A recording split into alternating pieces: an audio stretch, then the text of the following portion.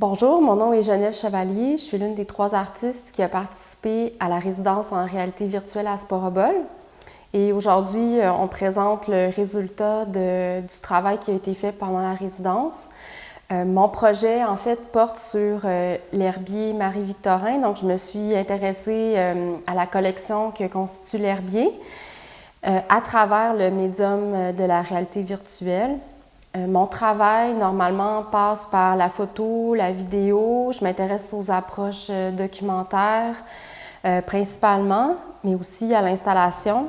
Donc, le projet L'herbier et son double est présentement à un stade plutôt embryonnaire, mais ce que j'ai fait dans un premier temps, c'est d'aller faire des recherches autour de l'herbier Marie-Victorin qui est situé au Jardin botanique, à l'Institut de recherche en biologie végétale.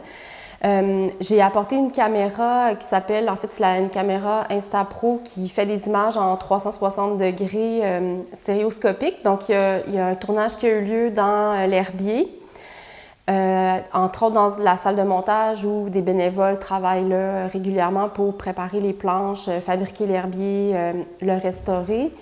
Et ensuite, il y a eu aussi, dans le contexte d'un événement, il y a eu une randonnée qui a eu lieu, en fait, à la même date, donc le 15 juillet dernier, à la même date où Marie-Victorin avait fait sa dernière herborisation, donc en 1944, le 15 juillet.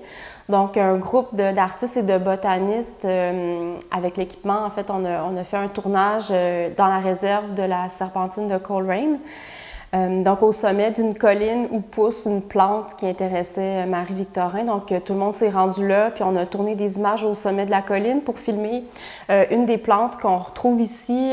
En fait, ça, c'est des impressions sur papier de certaines planches de l'herbier qui, en fait, sont parmi celles qui ont été réalisées lors de la dernière herborisation de Marie-Victorin et de son équipe de botanistes. Donc, on voit ici la spidote touffue, qui est comme une petite fougère rare qui pousse seulement à 6 endroits en Amérique du Nord et qui se retrouve comme ça au sommet d'éboulis de roches serpentines, en fait l'amiante qu'on trouve dans la réserve de la serpentine de Coleraine. Donc, en fait, l'idée, c'est vraiment de créer à l'intérieur d'une œuvre de réalité virtuelle, donc des espaces comme ça qui sont des espaces d'images filmées, en fait. Avec le casque, on a vraiment une impression d'immersion, donc on se retrouve un peu sur ces lieux-là. Puis là, on voit en fait l'environnement dans lequel poussent les plantes. Puis là, l'idée, c'est de tisser un lien comme ça, une espèce d'aller-retour entre l'espace de l'herbier, qui est l'espace de la collection, mais aussi un espace de recherche, et ces espaces-là qui sont les lieux naturels où on trouve les plantes. Donc, de faire comme ça des allers-retours entre ces espaces-là, mais aussi entre les espaces d'images filmées et d'images aussi modélisées, parce que dans le début, en fait, l'embryon de l'œuvre, disons, il y a la modélisation qui a été faite dans Blender de l'espace de l'herbier au jardin botanique, mais qui est un peu, disons, schématisé, qui est comme un peu une idée de la collection ou de l'espace de la collection. Puis c'est aussi un peu l'idée de faire des allers-retours comme ça entre la recherche puis une pratique plus appliquée avec un médium qui est, bon, celui de la réalité virtuelle. Puis moi, je m'intéresse en particulier justement à c'est quoi les applications de recherche autour de l'herbier qui sont faites, puis particulièrement en lien avec les changements climatiques. Donc, dans mon travail, c'est quelque chose qui m'intéresse beaucoup, la notion des changements climatiques. Puis l'herbier, ça devient un outil pour plusieurs chercheurs pour comparer les stades de développement, parce que les collections comme l'herbier s'échelonnent dans le temps sur comme plusieurs, en fait, on peut dire sur une centaine d'années, parce que l'herbier va célébrer son 100e anniversaire en 2019.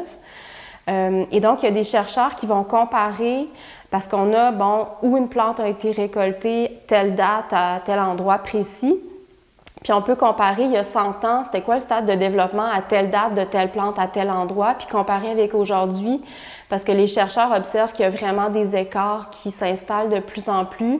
Puis ça crée toutes sortes de perturbations dans un écosystème. Donc ça m'intéresse en fait d'approfondir un peu ça, puis de justement utiliser l'herbier, mais aussi peut-être aussi aller visiter d'autres herbiers, puis rencontrer des chercheurs qui travaillent dans ce sens-là.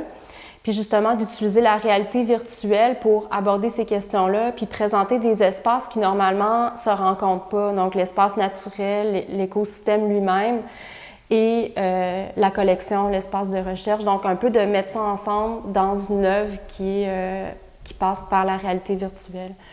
Donc, c'est ça que, enfin, la résidence à Sporobol m'a permis de faire, c'est comme d'amorcer ce processus-là, d'apprendre à utiliser ces nouveaux outils-là, Blender, Unity, qui est un logiciel qui est utilisé surtout en jeux vidéo, mais comme qui sert en fait à intégrer le contenu, puis à articuler tout ça, puis à faire en sorte que les utilisateurs, quelqu'un peut circuler dans un espace virtuellement avec un casque, avec les contrôleurs.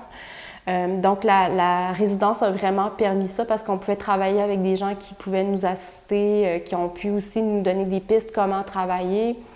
Donc, développer comme une approche avec ce nouveau médium-là. Donc, à ce stade-ci, je pense que je vais être comme en mesure d'approfondir et de développer le projet dans les mois qui vont venir. Donc, voilà.